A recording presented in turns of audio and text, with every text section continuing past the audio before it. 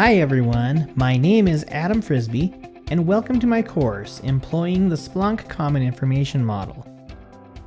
I'm a cloud and DevOps leader, a university instructor, and a researcher practitioner.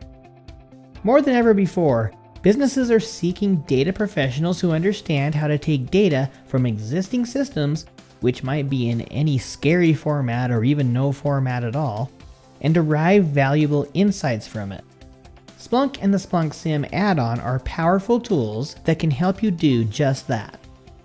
In this course, we are going to show you how the Splunk Common Information Model works, how to install it, and then we're going to practice using it. Notice that this course is mostly hands-on practice, so get ready to roll up your sleeves. Some of the major topics that we will cover include Splunk Knowledge Objects and the 5 Pillars of Knowledge, Data Normalization in Splunk, why normalize data anyway, CIM data models and how to use them.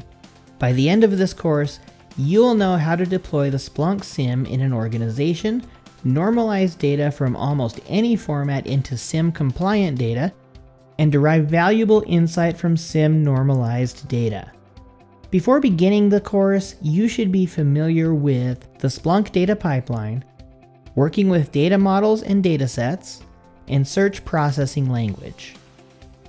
I hope you'll join me on this journey to learn the Splunk Common Information Model with the Employing the Splunk Common Information Model course at Pluralsight.